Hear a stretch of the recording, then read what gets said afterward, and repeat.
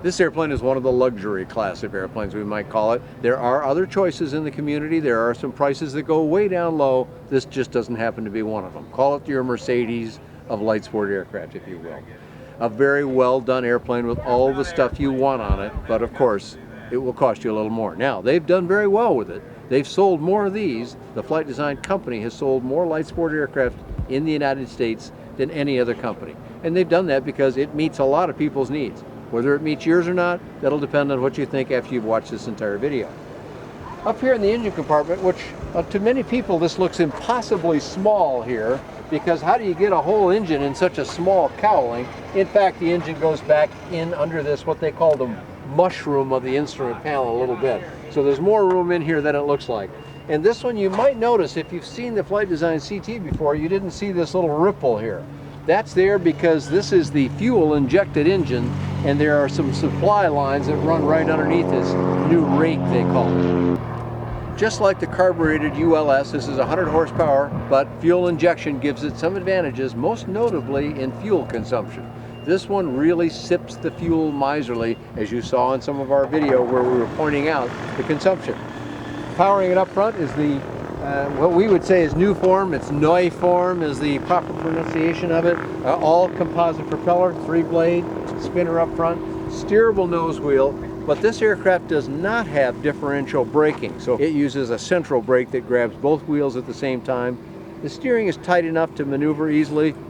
Coming around here to the side, our fuel inspection port here just to check your fuel and whatnot. The cowl, of course, comes off pretty easily, just like they did on some of the other light sports that we've looked at. But that allows you to do your pre-flight inspection quite well. Then this airplane has got some kind of a remarkable feature to it in the sense that it has these immense wide glass windows. If there's a strength of the CT, and there are quite a few things that are strong about it, it's the huge visibility that you get from the inside of this airplane. You can see everywhere pretty well. You know, with any airplane there are pluses and minuses. So we talked about the fact that there is a skylight above it, which from right here in our camera view you can't see, and that's because there's a big beam running through the inside of the cabin. Now, the good news about that is no struts, which keeps the visibility better. You don't have anything to block your vision that way, and it's just an excellent viewing platform, this airplane, no question. But when you have what's called a cantilevered wing, you've got to support it somehow to carry the air loads, and they do that by a beam that passes through the inside. We'll look at that when we go inside the airplane. For now, I want to show you something else beside the, of course, the nice wheel pants on it. But in this airplane, unlike some, you have a baggage compartment. Opens with a key. And then the whole thing just swings down. And inside here, you've got quite a lot of room inside this area that you can put a fair amount of stuff. Now, if you look down, if the camera can see down here, you can see the ballistic parachute system, which is mounted right in the center of the airplane, comes out through a panel up here on the top of the aircraft. But there is a guard inside there so that any baggage you put inside doesn't tend to show, has no opportunity to conflict with the parachute system. The opening here is driven by the amount of structure that the airplane requires to be structurally integral. Limits the size of the opening here. So some bags that you might choose to carry with you in your CTLS might not fit in there, and you might need to go out and buy a bag that does. That's not exactly a big burden, but this space back here is capable of holding 55 pounds, and there's one on the other side as well. So that's 110 pounds of baggage capacity. Now you may not be able to put that much in it because it depends on how much else you put inside the airplane, how much fuel and so on. But at least the baggage area is there, and it's easy to get at. You don't have to crawl on top of your knees or anything. Put the door back on, you see it swings freely here. And there's a little trick inside because these strings that help locate it, you just reach inside here and you just pull on the string and that will hold it there. Then you pop the pins back in and you close it up. And by locking it, you secure it, and now that door can't open in flight. So a lot of people talk about how you get in airplanes, and indeed, they all have a technique. This one's actually pretty simple as it goes. Here's my technique. Just get my seat on, my rear on the seat, swing my legs in. Now, you know, I've gotten a little bit of practice in this airplane as we flew it today, but the reality of it is, the stick in the way, which is a wonderful place for the stick, and it's very comfortable and easy to fly, but there are some designs that have a fold-down stick, And you know what? That'd be a nice feature to have in this airplane. Any airplane, no matter how good it is, you can always have a wish list for things that may not be on that airplane. That's one thing I might like. And that could be done quite well, and there's some other designs that have it. On the plus side are the seats in this airplane. Now, these are some nice leather seats in this airplane. Got a nice headrest up here. We've got the headsets just hooked over the back of the headrest there, but they're very comfortable seats. But the reason why they're comfortable is not the fact that they're leather. They do adjust back and forth here. There's a lever down here that you pull, and you can swing the seats forward and aft. And you can adjust by a strap that you can't see in the camera, but there's another strap behind the seat here that will allow the seat to go up and down somewhat too. So you can adjust the seats quite well. The rudder pedals do not adjust. And you can see down here as you look at them, there's no brake behind them because this airplane does not have differential braking. Here's the brake right here. It's a single hand brake lever. Grabs both wheels at once. But some of the best reasons why I like these seats when I flew on them is this little squeeze bulb here, which has two releases on it. There is a air bladder in the seat cushion. There's an air bladder in the seat back, and you can adjust them separately so that you can have the right kind of lumbar support and the right kind of seat support that you want, and you can raise and lower the seat slightly by that function, which makes it a very comfortable airplane to be in for a long time. Some of the best things I have to say about the CTLS is the seats. They're really nice seats.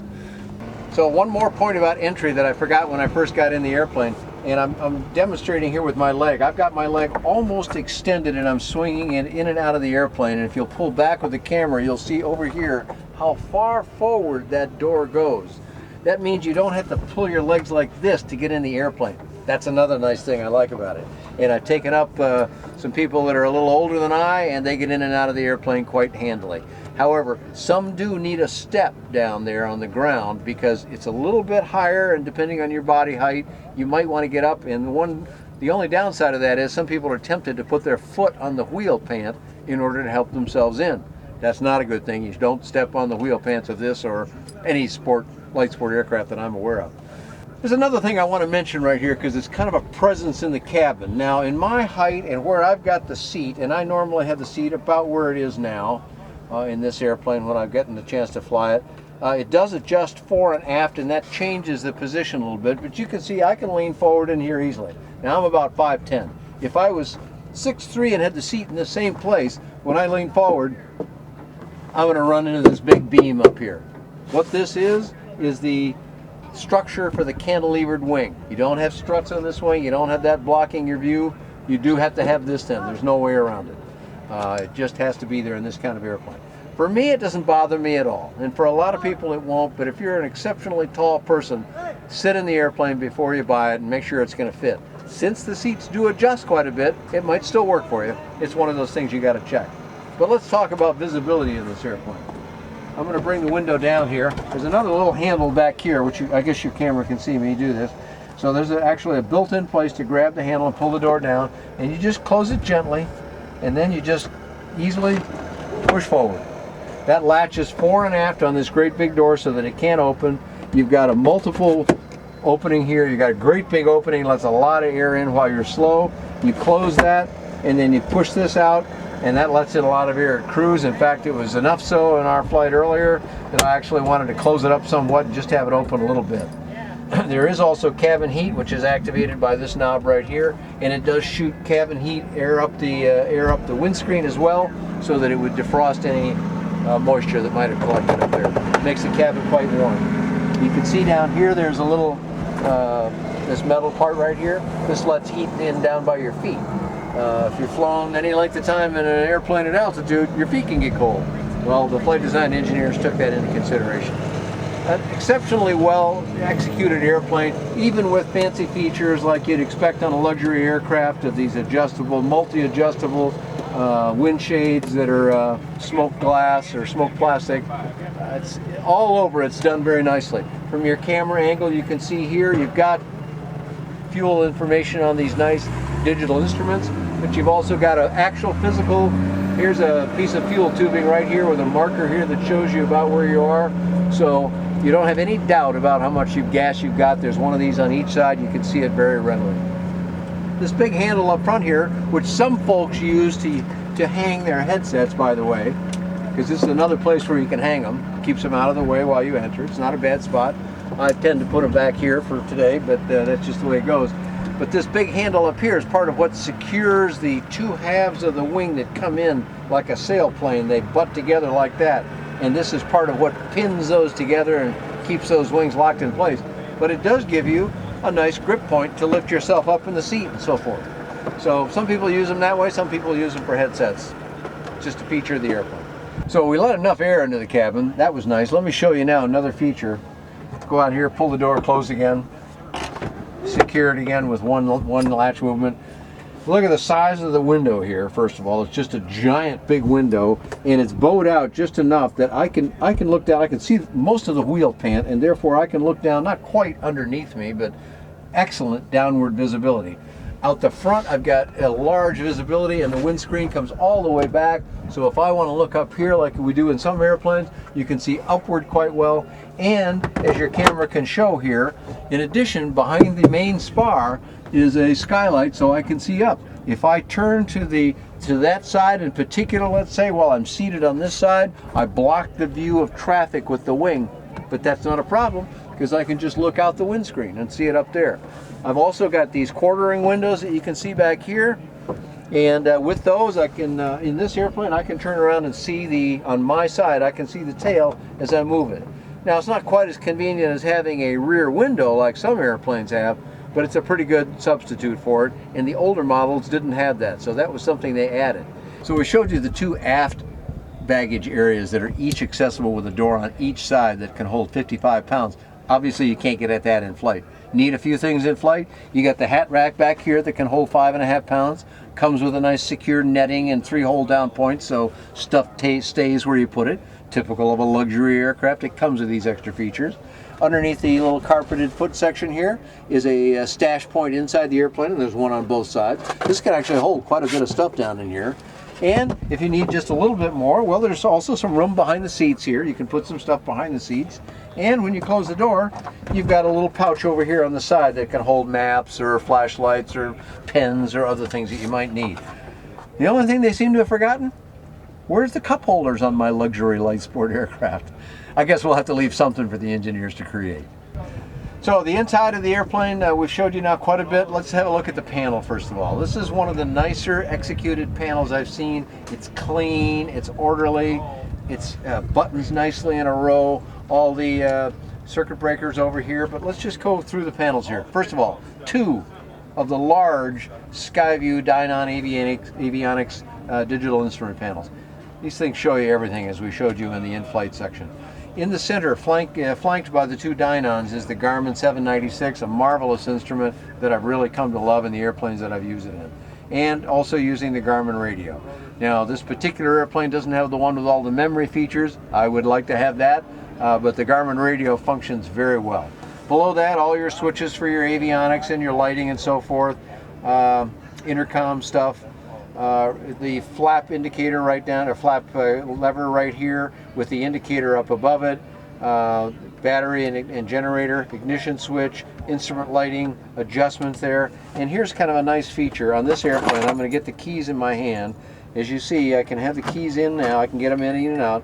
This is the fuel valve, and if that's in the down position, you're going to notice it when you put your key in here because the handle's right there by it. So now, back to the fuel open position. And we mentioned cabin heat located right here. In addition to the Dynon Skyview showing you all the engine instruments you need, the moving map with all of its information, the whole primary flight display with the synthetic vision, and if you fly near mountains and whatnot, it paints all the mountains and tells you just where the obstacles are. That's if you can't even see outside, you can still see a representation of the actual terrain very nicely. That's terribly reassuring, but arguably nothing more useful. This airplane has been equipped with ADS-B, Automatic Dependent Surveillance Broadcast. But forget the long words, ADS-B is how everybody knows it, and what it tells you are 2 things that are very important, and the beauty of it is they're both free. Now the hardware costs a few dollars, not that bad, but it does cost some. Once it's installed, you see traffic on the screens and you get weather on the screens. Both are free. When we flew today, it was just a little bit hazy outside, and there was a traffic indication on the screens. It shows you where they are, where they're headed, and whether they're above or below you and how much. And I have often had the experience where I have seen things on the traffic indication before I could physically see them outside. That's a very reassuring quality, and again, it's free. It's part of what your tax dollars are paying for. You might as well install the hardware. What was going to be a very expensive thing on airplanes has now come down so low in price that you can even see those representations on an iPad. So there you can get pretty much all of it. In addition, this airplane is a performer, and it'll run right at the high end of the performance, 120 knots. It'll go that high. Typical cruise is 110, 115 knots this is, so 125, 130 miles an hour, at which it gets phenomenal gas mileage, just very, very good. Almost 30 miles to the gallon at 125 miles an hour. That's a lot better than my car, I'm telling you. One of the ways it gets that is by the flaps. You've got 0, 15, and 30 down. Okay, that's fairly common, but you've also got 6 up. Now, flaps going up is actually called reflexing, and it brings the back end of the flap, or if you will, this way, brings the flaps up a little higher than just level with the rest of the wing. When you do that, the airplane has just a little bit less drag, and it probably adds 2 or 3 knots to the airplane. So it's just a nice feature. That's something that comes off of many airplanes that are made in the European countries where sailplanes like that kind of hardware. All in all, this is your luxury aircraft with pretty much everything that you want on it. You will have to pay for it, but you get an awful lot. We've told you as much as we think we can tell you about the airplane. To get lots more information, go to flightdesignusa.com. That's the US importer, or flightdesign.com is the manufacturer in Germany. I've got lots of information on these airplanes and flight reports and news items and other things you can find. All that's available on bydanjohnson.com or bydanjohnson.com. Thanks a lot for joining us today.